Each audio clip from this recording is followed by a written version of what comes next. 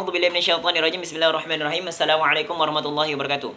Alhamdulillah wassalatu wassalamu ala Rasulillah wa ala alihi wasahbihi wa man wala. Asyhadu an la ilaha illallah wahdahu la syarika lah wa asyhadu anna Muhammadan 'abduhu wa rasuluh. Allahumma shalli ala sayidina Muhammad wa ala ali sayidina Muhammad. Rabbi shrah li sadri wa yassir li amri wa hlul 'uqdatam min lisani yafqahu qawli. Amma ba'd.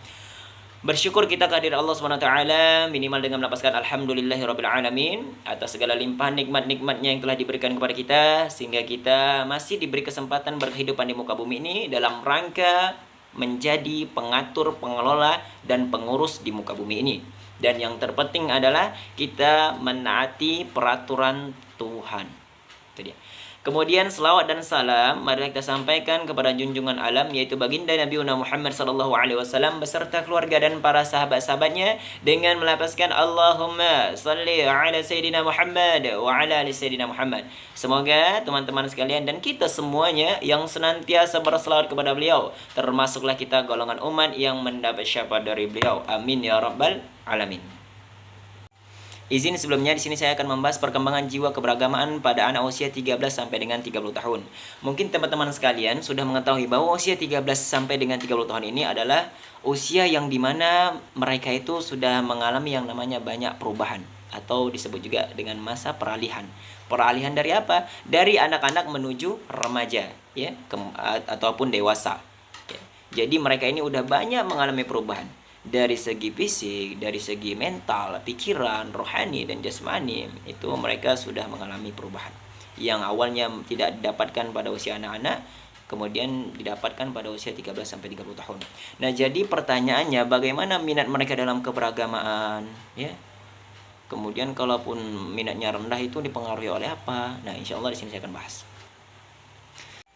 Nah, jadi minat keberagamaan pada anak usia 13 sampai dengan 30 tahun itu sangatlah rendah. Nah, kenapa bisa rendah? Apa yang menyebabkannya? Apa faktor yang menyebabkan minat agama anak usia 13 sampai dengan 30 tahun itu rendah? Salah satu penyebabnya adalah karena pikirannya sudah mulai dewasa. Pikirannya sudah mulai kritis. Ya. Jadi, pada anak usia 13 tahun sampai dengan 30 tahun itu dia bisa menerima sesuatu yang memang benar-benar bisa diterima akal mereka. Itu dia. Kalau di luar akal, di luar nurul, kalau bahasa anak sekarang di luar nurul, maka itu tidak bisa diterima mereka, ya. Kita lihat aja tentang persoalan keagamaan, itu kan banyak sesuatu yang abstrak, ya, yang tidak bisa dicerna oleh akal. Saya kasih contoh gini. Mungkin teman-teman sekalian sudah pernah mendengar kisah Nabi Ibrahim, ya, yang mukjizat dari Allah SWT yang tidak mempan oleh api, dan api pun menjadi dingin oleh Nabi Ibrahim. Artinya apa? Kalau kita lihat api itu sifatnya apa? Membakar ataupun panas. Ketika sesuatu dimasukkan ke dalam api itu wajib terbakar, ya kan? Tapi kepada Nabi Ibrahim tidak, ya, tidak. Walaupun kulit ini kan rentan terbakar, tapi di dalam agama itu tidak terbakar, izin Allah. Nah, mereka pada anak usia 13 sampai dengan 30 tahun, kalau tidak didasari dengan keilmuan agama dari usia 1 sampai 12 tahun sebelum masuk remaja, maka mereka tidak mempercayakan itu. Itu sesuatu yang mustahil kata mereka. Kan nggak masuk akal. Nggak diterima oleh akal mereka. Mereka tolak itu. Sehingga dengan kita ceritakan sesuatu yang kayak gitu, kemudian mereka tidak percaya, semakin aneh, semakin lucon, dan mereka mengatakan itu hanya dongeng-dongeng belaka. Itulah yang menyebabkan minatnya terhadap keagamaan itu rendah. Ya, beralih kemana mereka? Beralih ke budaya mereka, kebiasaan mereka. Itu dia. Ya, apalagi di masa sekarang itu mereka semuanya mempunyai handphone. Ya, di handphone itu mudah ngakses apapun, ya. Dan banyak pun share-sharean video ataupun gambar-gambar yang jauh daripada agama. Artinya apa? Sesuatu yang berbau agama itu sedikit sekali kalau tidak dicari di dalam handphone ini. Mereka melihat sesuatu yang apa ya, kalau bahasa sekarang yang tren-trenan, padahal itu jauh daripada agama. Itulah yang mereka ikutin. Itu dia. Selanjutnya, bagaimana sih sikap anak usia 13 sampai dengan 30 tahun ini dalam agamanya? Nah, itu dia, perlu dibahas juga. Nah, jadi sikap mereka pada usia 13 sampai dengan 30 tahun itu tentang agamanya turun-menurun. Artinya apa? Artinya adalah bahwa ketika kedua orang tuanya ataupun di lingkungan keluarganya ataupun di masyarakatnya itu membahas tentang agama atau berkehidupan tentang agama, maka dia juga ikut juga dengan keagamaan. Artinya apa? Artinya anak usia 13 sampai dengan 30 tahun kalau pada usia 1 sampai 12 tahun tidak disorong dengan keilmuan agama, maka dia akan menjadi ikut-ikut anyut saja. Ya, tidak mempunyai dasar dalam beragama. Itulah yang mudah goyang. Makanya saya sedikit mengalih pada cerita-cerita yang saya pernah dengar. Makanya orang yang awalnya dia tidak beragama Islam, kemudian dia mempunyai pikiran yang sehat, dia menganalisis tentang keislaman, kemudian dengan dia memikir tentang keislaman, itu dia masuk Islam. Nah, saya bisa pastikan bahwa keimanan mereka itu lebih kuat dibandingkan yang hanya ikut-ikutan seperti yang saya maksud tadi. Itu dia. Artinya apa? Dia menganalisis sesuatu keislaman itu dengan pikiran dia, kemudian dibuktikan benar adanya, benar nyatanya, maka itu lebih kuat keimanannya. Seandainya pun dibantai dengan ujian yang luar biasa, mereka tetap kokoh, tetap patuh. Kenapa? Karena sudah mempunyai dasar. Itu dia. Maka beda pada anak usia 13 sampai dengan 30 tahun yang usia 1 sampai 12 tahunnya belum didorong dengan keilmuan keagamaannya itu. Itu dia. Kemudian ada namanya sikap bimbang dalam beragama. Nah, ini penting juga. Kenapa dia bisa bimbang? Itu tadi sebenarnya udah masuk saya membahas yang pertama tadi. Karena tidak mempunyai dasar tadi. Tidak mempunyai dasar sehingga ketika diberi ujian, ya, dia membantah apa namanya itu, menggejolak dalam dirinya. Artinya apa? Dia seolah-olah tidak menerima takdir daripada Tuhan. Misal dia pergi sholat, ya, sholat Jumat, kemudian pas pulang tuh selopnya hilang, padahal selopnya baru. Nah, situ dirinya memberontak tuh. Kemudian dia balik lagi ke masa awalnya. Kenapa? Masa awalnya apa? Masa awalnya dia tidak mau kembali lagi sholat ke masjid. Karena apa? Karena selopnya hilang, padahal baru beli. Itu dia tadi. Karena dia tidak punya dasar. Kalau dia mempunyai dasar, oh ini tahu ini ujian dari Tuhan, ya. Dan dia pun mengetahui kalau diajari dari kecil itu tentang keagamaan, bahwa Allah tidak mungkin memberi ujian kepada hambanya itu di luar batas kemampuan hambanya. Itu kalau yang diisi dengan keagamaan pada masa anak-anak itu. Itu dia, ya. Nah, selanjutnya pada usia 13 sampai dengan 30 tahun itu mereka sempat bersikap tidak percaya dengan yang namanya Tuhan, atau bahasa sekarang namanya ateis. Tidak percaya dengan Tuhan. Kenapa tidak percaya dengan Tuhan? Itu tadi saya jelaskan. Yang pertama, mereka itu menganggap bahwa sesuatu yang tidak masuk akal itu tidak diterima mereka. Itu. Dan mereka terima.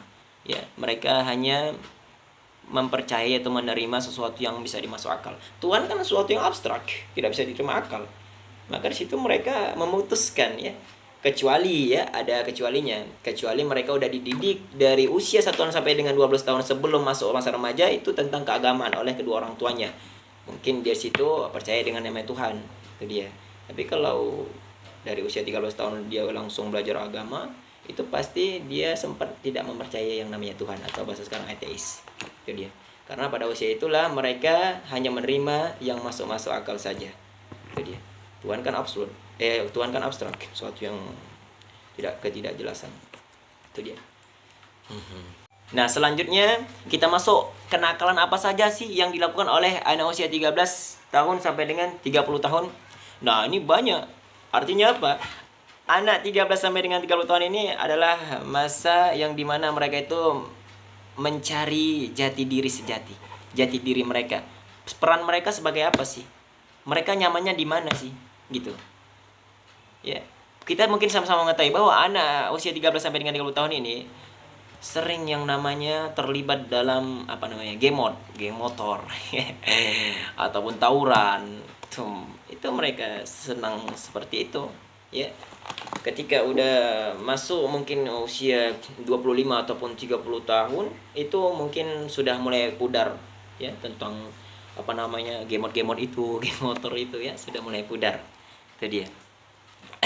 Habis itu kenakalannya itu tentang, maaf cakap, penjamin itu apa untuk kalian? Penjahat kelamin, pasukan penjahat kelamin. Itu dari teman saya yang ngasih tahu.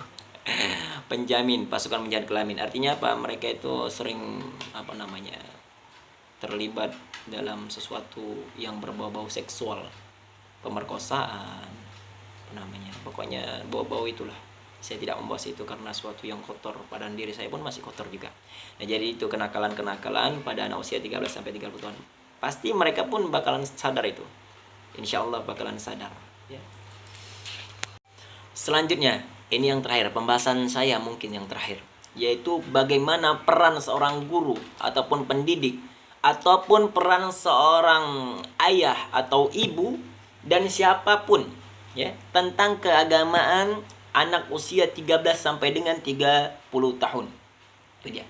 Yang pertama, perannya adalah semaksimal mungkin menarik kembali anak-anak usia 13 sampai dengan 30 tahun itu lebih minat keagamaannya daripada kebiasaan ataupun budaya-budaya yang mereka kenal.